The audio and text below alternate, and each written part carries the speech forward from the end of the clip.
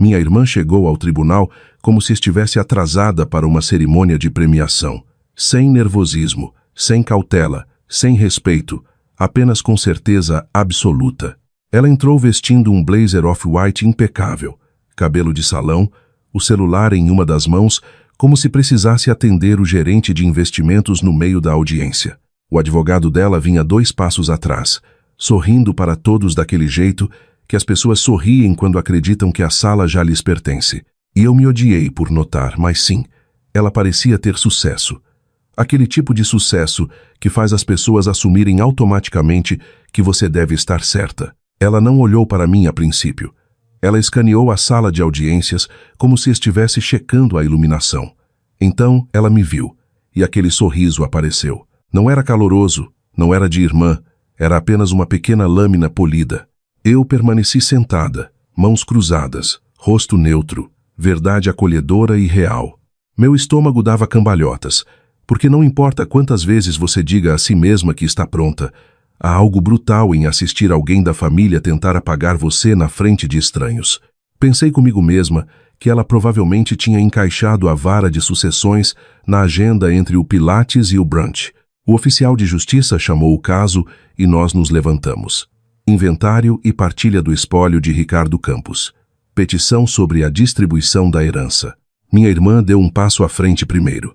Claro que deu. Excelência, começou ela, com a voz suave e confiante. Isto é simples. Estou solicitando a adjudicação total do espólio. O juiz piscou uma vez. Distribuição total? Sim, disse minha irmã, como se fosse a coisa mais razoável do mundo. Meu pai pretendia isso. Eu o apoiei financeiramente. Eu gerenciei tudo, e a requerida. Ela apontou o queixo na minha direção, não contribuiu com nada além de conflito. O advogado dela se inclinou com um suspiro teatral. Francamente, acrescentou ele, minha cliente tem sido mais do que generosa. A requerida está sendo ingrata. Ingrata.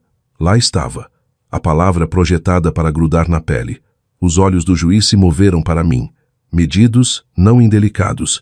Ele já tinha visto esse filme antes. Irmãos brigando pelo luto usando a máscara do dinheiro. Senhorita Campos, perguntou ele, você aceita a alegação dela? Aquela pergunta pousou como um peso, porque se eu dissesse sim, acabava. E se eu dissesse não, minha irmã me pintaria como gananciosa, amarga, instável, o que servisse melhor. Eu não olhei para a minha irmã. Eu não discuti. Eu nem mesmo expliquei. Olhei para o juiz e mantive minha voz calma, firme, humana. Não, excelência, eu disse. E gostaria de pedir uma coisa antes que qualquer um argumente mais. O juiz ergueu uma sobrancelha enquanto eu levantava a pasta que trouxera. Fina, limpa, sem uma pilha de drama. Por favor, eu disse, peça ao escrivão para ler a cláusula final do testamento do meu pai para a ata. A sala do tribunal ficou um pouco mais silenciosa. O advogado da minha irmã deu uma risada curta, como se eu tivesse acabado de pedir uma história de ninar. Excelência, disse ele, o testamento fala por si. Estamos aqui porque... O juiz levantou a mão. Eu decido por que estamos aqui, disse ele. Então virou-se para o escrivão. Leia a cláusula final. O escrivão pegou o documento, folheou até o fim e começou a ler naquela voz oficial e neutra. O sorriso da minha irmã permaneceu, mas seus dedos apertaram o bloco de anotações. O escrivão leu a primeira linha, depois a segunda, e então chegou a uma frase, apenas uma, onde sua voz desacelerou levemente, como se ele tivesse entendido o que significava antes de qualquer outra pessoa. Ele leu em voz alta e a sala inteira mudou. O advogado da minha irmã parou de sorrir. O rosto da minha irmã parou no tempo e o juiz, que não tinha demonstrado emoção alguma, empalideceu por um momento como se alguém tivesse silenciosamente acendido as luzes. O escrivão terminou aquela frase e por um segundo ninguém se moveu, nem minha irmã, nem o advogado, nem mesmo o oficial de justiça. Apenas o ar-condicionado zumbindo, como se não percebesse que um caso inteiro tinha acabado de pisar em uma mina terrestre. O juiz pigarreou uma vez, devagar, e estendeu a mão. Escrivão, disse ele, me dê o testamento. O escrivão levou até ele. O juiz leu a cláusula novamente, os olhos movendo-se da esquerda para a direita, como se estivesse confirmando que não era um erro de digitação. Então ele olhou para o advogado da minha irmã. Doutor, disse ele, quieto e afiado.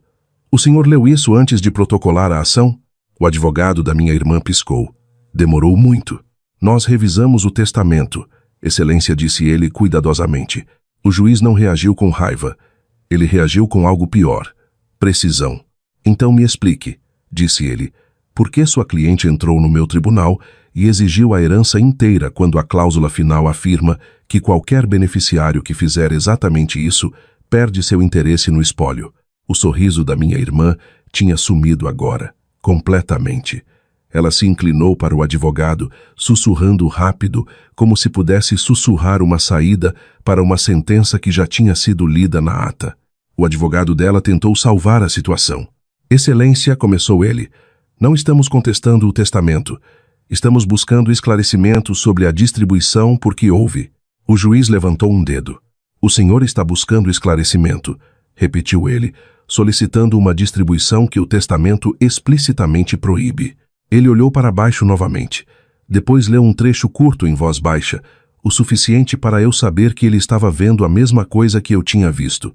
Uma cláusula tão específica que parecia pessoal, não qualquer beneficiário, não qualquer parte. Nomeava minha irmã, Vanessa, e descrevia seu movimento exato, exigir mais do que sua parte através de ação judicial. O juiz olhou para ela. Senhorita Vanessa, disse ele, a senhora entendeu que, ao protocolar esta petição, colocou sua própria herança em risco? A boca da minha irmã se abriu. Então ela fez o que sempre faz quando sente a sala escorregando de suas mãos. Ela apelou para a emoção. Sou filha dele, disse ela, a voz tremendo sob comando. Eu cuidei dele. Eu paguei pelas coisas. Ela mal aparecia, a menos que precisasse de algo. O advogado dela assentiu como se fosse um argumento final de filme da Netflix. O juiz não mordeu a isca. Isto é uma vara de sucessões, disse ele, não um grupo de família no WhatsApp. Então ele se virou para mim. Senhorita Campos perguntou, sua posição é que o testamento deve ser seguido exatamente como escrito? Sim, Excelência. Eu disse, calma, firme, sem tempero extra. Eu não precisava de tempero. A cláusula estava fazendo todo o trabalho. O juiz assentiu uma vez.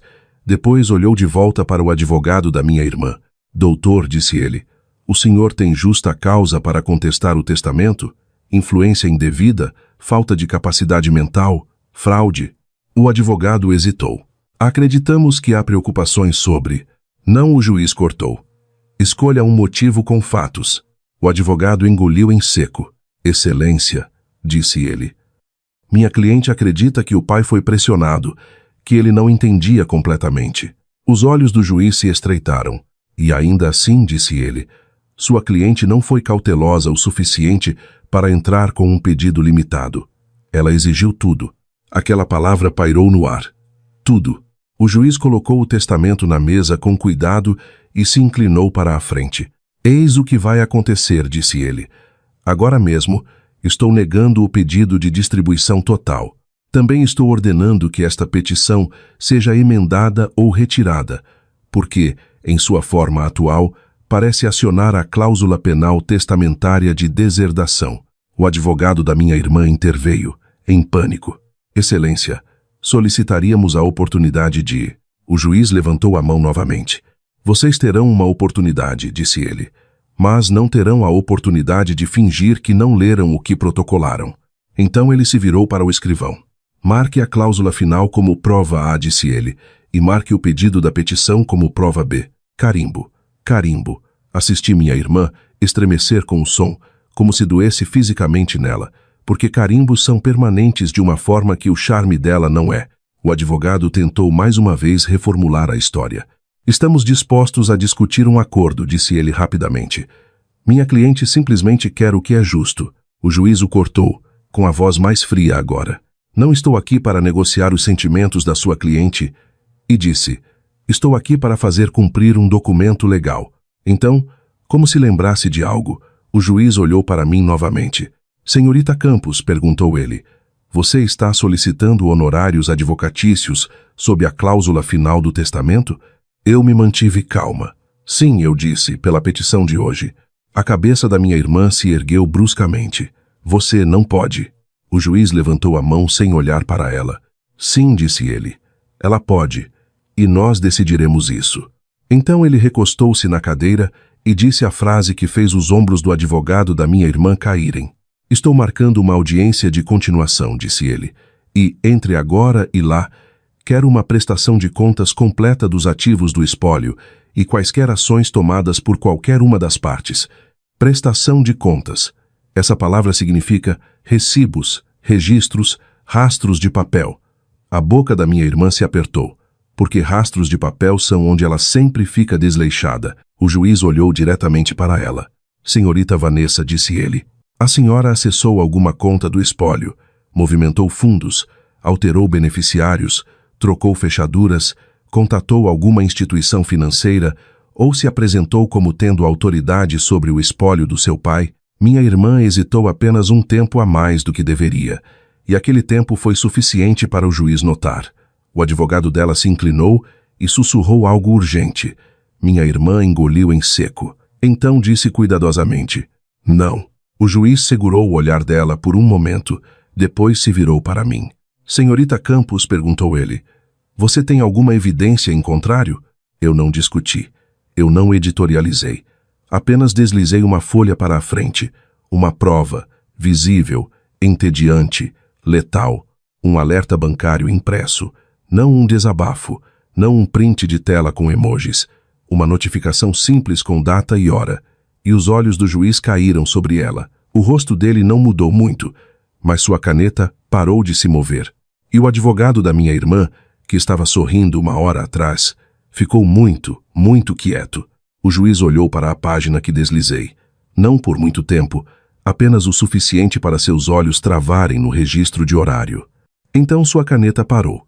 Senhorita Campos, disse ele. O que é isto? É um alerta do banco, respondi. Acionado ontem à noite, após o falecimento do meu pai. O advogado da minha irmã soltou uma risada pequena e desdenhosa, como se estivesse prestes a espantar uma mosca. Excelência, notificações não são prova de irregularidade. As pessoas recebem alertas por... O juiz nem olhou para ele. Continuou lendo. Então levantou os olhos para minha irmã. Senhorita Vanessa, perguntou ele, calmo e cirúrgico. A senhora acessou ou tentou acessar as contas do seu pai após a morte dele? Minha irmã não respondeu de imediato. Apenas um compasso. Demorado demais. Então ela disse, ríspida, não. O juiz segurou o olhar dela por um momento, depois voltou para o papel. Este alerta diz que um novo favorecido foi adicionado, disse ele, e lista um apelido da conta. Ele pausou. E o apelido é Vanessa Pessoal. Aquilo caiu como um tapa. O sorriso do advogado morreu instantaneamente. A boca da minha irmã se apertou e eu a vi fazer o cálculo mental em tempo real. Negar ou justificar? Ela escolheu justificar. Eu paguei pelos cuidados dele, disse ela rapidamente. Por anos, eu estava me reembolsando. O juiz não levantou a voz. Apenas se recostou levemente e disse, não é assim que funciona um reembolso. O advogado tentou pegar o volante. Excelência, minha cliente é credora do espólio. Se ela pagou despesas, pode ter direito a... Então, ela protocola uma habilitação de crédito, o juiz cortou. Ela não se paga via internet banking na calada da noite. O rosto da minha irmã ficou vermelho. Eu não estava na calada da noite, ela retrucou. Eu estava cuidando de tudo, porque ela nunca. Os olhos do juiz brilharam. Senhorita Vanessa, disse ele asperamente. A senhora vai responder às perguntas. Não vai fazer audição para ganhar simpatia. Minha irmã calou a boca. O juiz se virou para o advogado. Doutor, disse ele, o senhor sabia que sua cliente tentou se adicionar como favorecida e iniciar transferências após a morte do pai? O maxilar do advogado travou. Não, excelência. Aquelas duas palavras, não, excelência, mudaram a dinâmica na mesa deles, porque agora não era mais um time. Era meu Deus. O que você fez? O juiz olhou de volta para mim. Senhorita Campos nos perguntou. Você tem algo além do alerta? Sim, eu disse. Pedi ao banco para imprimir o log de atividades. Deslizei uma segunda página. Uma prova visível, entediante, letal. Cabeçalho do banco. Registro de data e hora. Linha de ação. Favorecido, adicionado. Vanessa. Tentativa de transferência. R. 48.000,00. Status. Pendente de análise. Horário.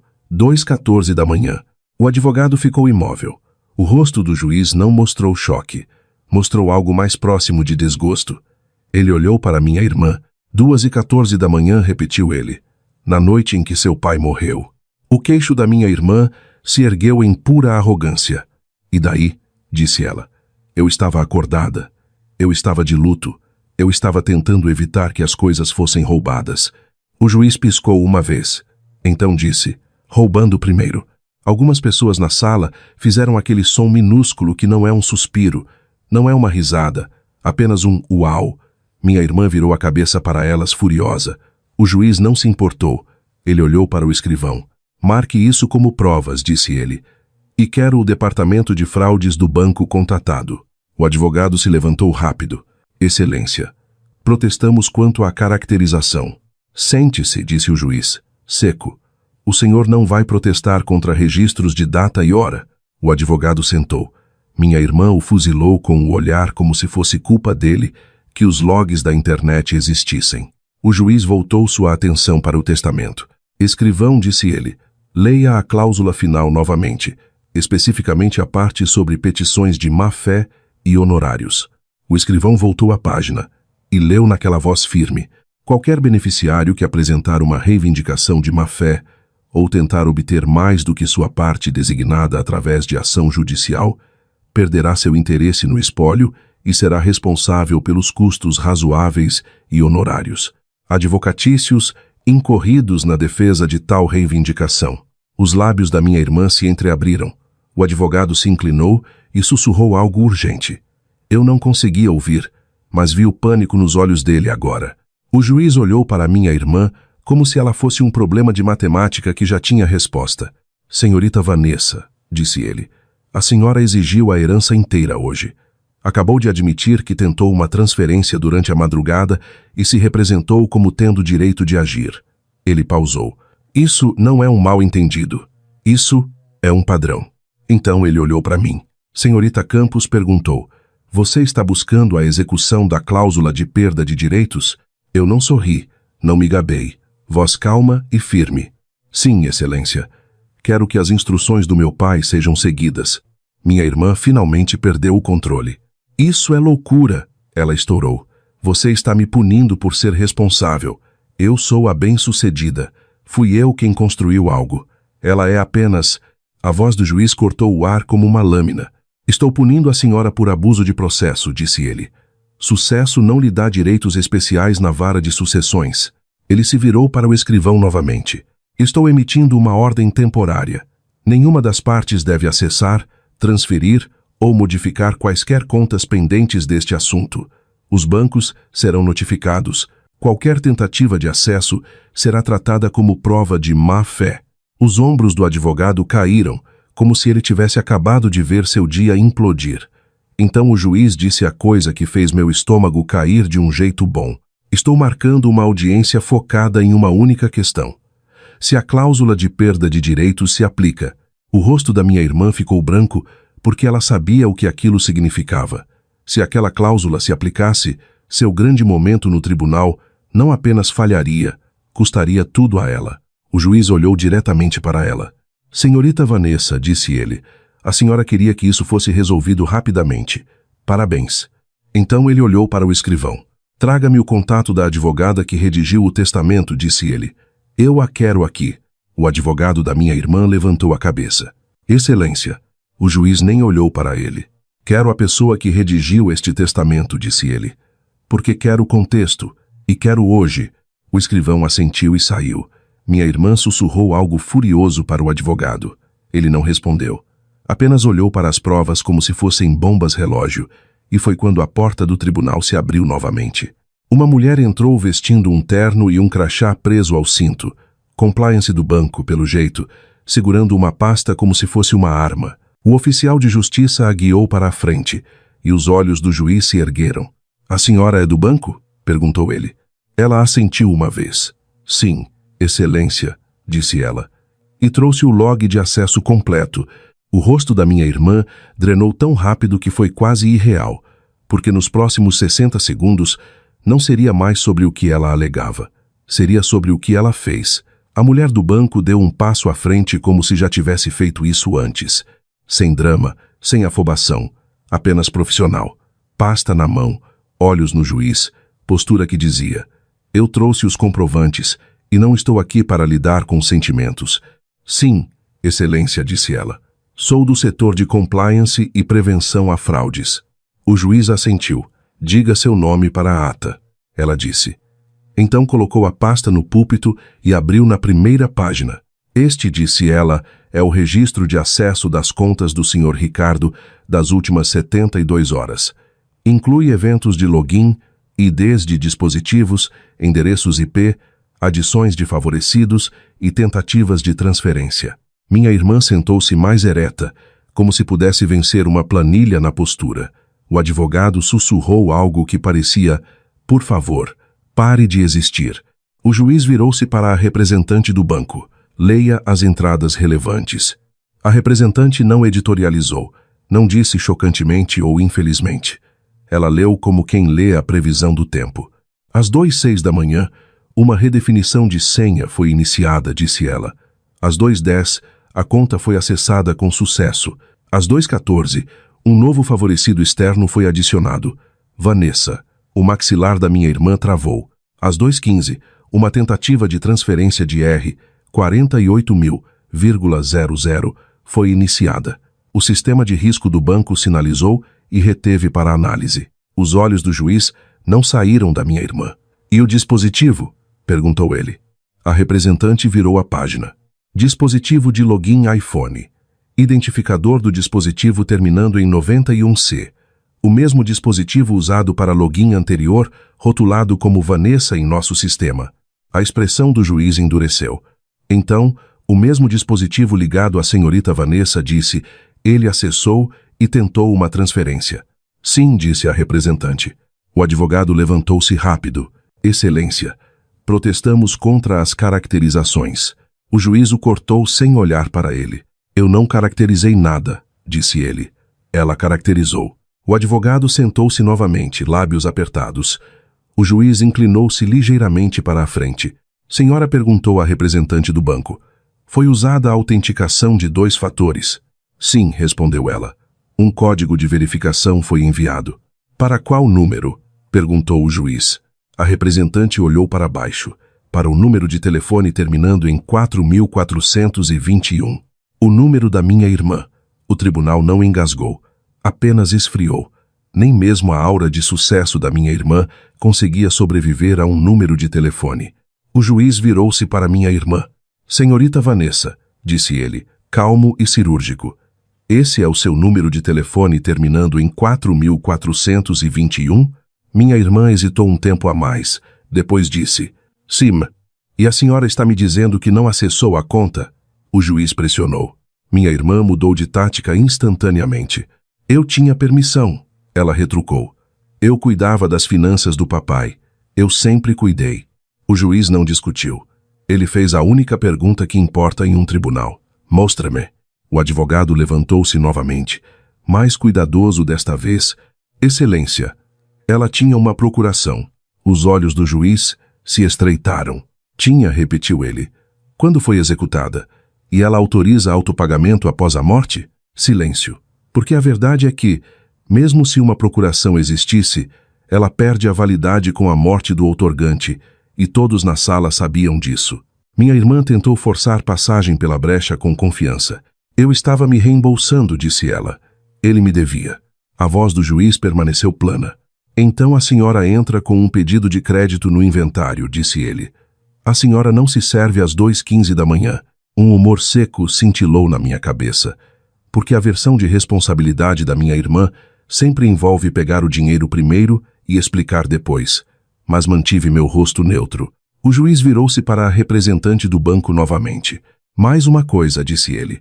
Houve alguma tentativa de alterar informações de contato, e-mail, endereço de correspondência? A representante virou outra página. Às 2:18 da manhã, leu ela. Houve uma tentativa de alterar o endereço de correspondência para um endereço associado a Vanessa. Essa tentativa foi bloqueada pelo nosso sistema de fraude devido à notificação de óbito que havia sido inserida anteriormente. A cabeça da minha irmã se ergueu bruscamente. Notificação de óbito? O juiz repetiu, olhos afiando. Que notificação de óbito? A representante do banco olhou para cima. A 1h49 da manhã, o banco recebeu uma submissão online de notificação de cliente falecido vinda do Sr. Ricardo. Não foi verificada. Acionou um bloqueio temporário. O juiz ficou muito imóvel. Então se virou para minha irmã novamente. Senhorita Vanessa, disse ele, voz mais baixa agora. A senhora enviou uma notificação de óbito para o banco na noite em que seu pai morreu e depois tentou transferências logo em seguida? O advogado sussurrou. Não responda. Minha irmã, porque não consegue se conter. Levantou o queixo. Eu estava protegendo o espólio, disse ela. O juiz olhou para ela como se estivesse tentando entender como alguém podia dizer algo tão confiante e tão errado. A senhora protegeu? Repetiu ele, lentamente, trancando todos os outros do lado de fora e tentando desviar dinheiro para si mesma. Porque ela ia drenar a conta. Minha irmã estourou. Os olhos do juiz brilharam. Chega, disse ele. Isso não é um debate. Ele virou para o escrivão. Marque o log de acesso do banco como prova C, disse ele, e marque o registro de notificação de óbito como prova D. Carimbo, carimbo. Minha irmã estremeceu novamente com o som, como se fosse o sistema tocando-a fisicamente. Então o juiz fez algo que fez o advogado dela empalidecer. Ele olhou diretamente para o advogado e perguntou: Doutor, depois de ouvir isso, o senhor ainda pretende prosseguir com a petição exigindo a herança inteira? A boca do advogado se abriu e nenhum som saiu por um segundo. Depois, silenciosamente. Excelência, gostaríamos de retirar o pedido de distribuição total. Minha irmã virou a cabeça para ele violentamente. O quê? Ela sibilou alto o suficiente para metade do tribunal ouvir. Ele não olhou para ela. Olhou para o juiz. Gostaríamos de emendar, disse ele rapidamente. Gostaríamos de... O juiz levantou a mão. É tarde demais para desfazer o feito, disse ele. O pedido já está nos autos. Então, ele olhou para o testamento novamente. E o testamento é explícito sobre o que acontece quando um beneficiário faz isso. O rosto da minha irmã endureceu naquele olhar que ela faz quando percebe que o charme não está funcionando. Então, o senhor vai simplesmente tirar de mim? Ela retrucou para o juiz. A voz do juiz caiu, mais fria. Eu vou seguir o documento que seu pai assinou, disse ele. A senhora deveria tentar fazer isso algum dia. Algumas pessoas na galeria fizeram aquele pequeno som involuntário de novo. Minha irmã parecia querer virar e mordê-las.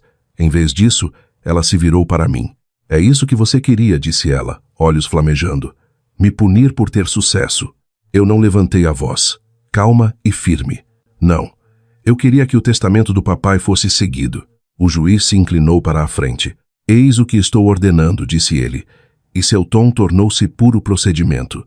Bloqueio imediato de contas relacionadas ao espólio até segunda ordem. Nenhuma parte pode acessar, transferir ou alterar quaisquer contas financeiras. A senhorita Vanessa fornecerá seu telefone para preservação de dados se solicitado pelo banco ou tribunal. Ambas as partes apresentarão todos os documentos relacionados a supostos reembolsos, empréstimos ou pagamentos dentro de 48 horas. Então ele pausou e olhou para o escrivão. E quero a advogada que redigiu o testamento no telefone, disse ele. Agora. A cabeça do advogado da minha irmã se ergueu. Excelência, não. O juiz disse, quero contexto. Quero saber por que esta cláusula foi escrita do jeito que foi escrita. O escrivão saiu, fez uma ligação e voltou 1 minuto depois com um viva-voz colocado na bancada. Uma voz calma surgiu. Aqui é a doutora Marlene Costa, disse a voz. Eu redigi o testamento de Ricardo Campos. O juiz se aproximou. Droveu Marlene, disse ele. A cláusula final é uma cláusula de deserdação por contestação ou indignidade. Sim, respondeu ela. E foi redigida intencionalmente. Minha irmã bufou alto. O quê? Claro que foi. O juiz a ignorou. Por que foi redigida intencionalmente? Perguntou ele. Houve uma breve pausa na linha, como se a advogada estivesse escolhendo as palavras cuidadosamente. Porque o Sr. Ricardo solicitou especificamente proteção, disse ela. Ele estava preocupado que uma beneficiária tentasse pressionar a outra através de ação judicial. O rosto da minha irmã mudou. Não ultraje, medo. Os olhos do juiz se estreitaram. E ele nomeou essa beneficiária? Perguntou o juiz. A voz da advogada permaneceu calma. Sim, disse ela. Ele nomeou. O advogado da minha irmã colocou a mão na testa, como se estivesse repentinamente muito cansado. O juiz olhou para a cláusula novamente. Então disse silenciosamente. Escrivão instruiu. Leia a próxima frase daquela cláusula final. O escrivão olhou para a página, hesitou por um segundo minúsculo, e minha irmã de repente se sentou para a frente, voz aguda, em pânico. Espere. O juiz não olhou para cima. Leia, disse ele, e o escrivão abriu a boca. Ele olhou para o testamento. Depois começou a ler a próxima frase na mesma voz oficial e firme. E no caso de Vanessa Campos, apresentar qualquer reivindicação, buscando mais do que sua parte designada, ou tentar usar ação judicial para pressionar ou intimidar Mariana Campos, a parte de Vanessa será distribuída integralmente para Mariana Campos. Você podia sentir o ar saindo da sala. Minha irmã não piscou. O advogado dela não se moveu. Até a representante do banco levantou os olhos da pasta tipo, nossa. O rosto do juiz empalideceu por uma fração de segundo. Não de surpresa exatamente, mas pelo peso de quão diretamente aquilo tinha sido escrito. Então sua expressão endureceu em algo definitivo. Ele olhou para minha irmã. Senhorita Vanessa, disse ele, quieto e afiado, a senhora entrou neste tribunal e fez a única coisa que seu pai avisou especificamente contra. A boca da minha irmã se abriu. Nada saiu. Então finalmente ela encontrou a voz fina, furiosa. Isso é loucura, ela sibilou. Ele não faria isso. Ele não faria. A voz da advogada veio pelo viva voz, calma e direta. Ele fez, disse a doutora Marlene, e ele insistiu que essa frase fosse explícita. Minha irmã virou a cabeça bruscamente para a bancada, para o viva voz, como se quisesse discutir com a própria voz. Você está mentindo, ela cuspiu. Você está cobrindo a ela. O juiz levantou uma mão, nem mesmo olhando para ela. Pare, disse ele. Não vou ouvir teorias da conspiração. Então ele se virou para a advogada no telefone. Drosser Marlene, perguntou ele. O senhor Ricardo estava em pleno gozo de suas faculdades mentais quando executou este testamento? Sim, respondeu ela. Realizamos as verificações de capacidade habituais e ele foi claro e consistente. Ele explicou o raciocínio plenamente. O juiz assentiu uma vez. Então olhou para o advogado da minha irmã. Doutor, disse ele, o senhor tem justa causa para contestar a capacidade. O advogado engoliu em seco. Não, excelência. O olhar do juiz permaneceu nele. O senhor tem justa causa para a alegação de influência indevida? Outro gole seco. Não, excelência. Então o juiz disse. Terminamos. Minha irmã finalmente estourou, voz subindo, esquecendo que estava em um tribunal. Então ela fica com tudo porque eu entrei com uma petição? Ela gritou. A voz do juiz não subiu nem um pouco. Sim, disse ele, porque seu pai escreveu dessa forma. Então ele acrescentou a frase que virou o caso inteiro de argumento para a consequência. E porque a senhora confirmou a má-fé com suas próprias ações. Ele acenou para o banco. O log de acesso, disse ele. A notificação de óbito, a tentativa de transferência, a tentativa de mudança de endereço. Esses não são fatos neutros. Eles comprovam a intenção. O advogado parecia querer desaparecer. Minha irmã parecia estar tentando reverter o tempo através da raiva. O juiz se inclinou ligeiramente para a frente. Voz nítida, processual. Eis minha sentença, disse ele.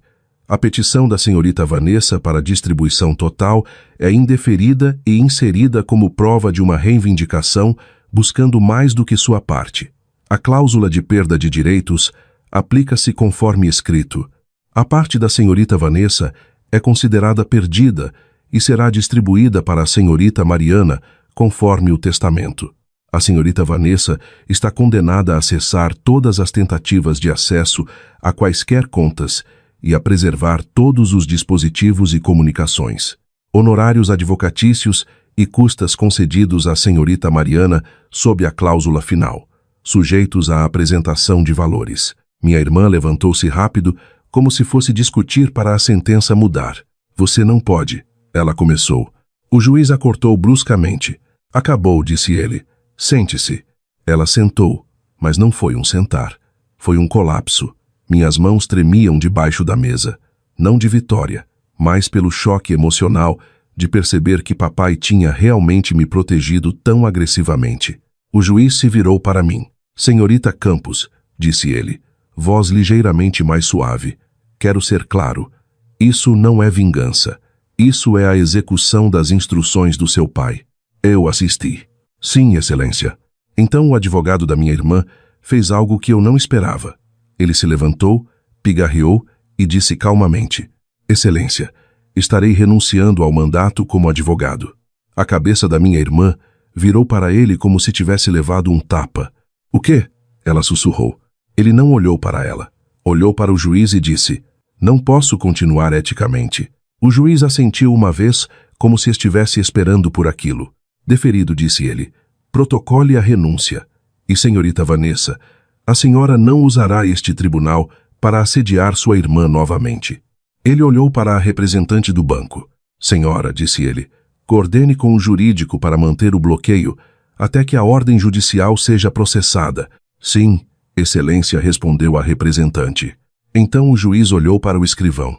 Prepare a ordem judicial por escrito, disse ele. Hoje, ele olhou para minha irmã uma última vez. Senhorita Vanessa, disse ele, calmo e frio. Se a senhora tentar mover ativos novamente, as consequências não serão cíveis, serão penais.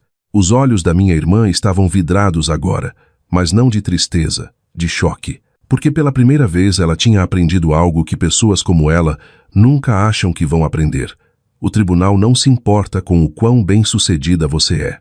O tribunal se importa com o que você pode provar e o que você tentou fazer.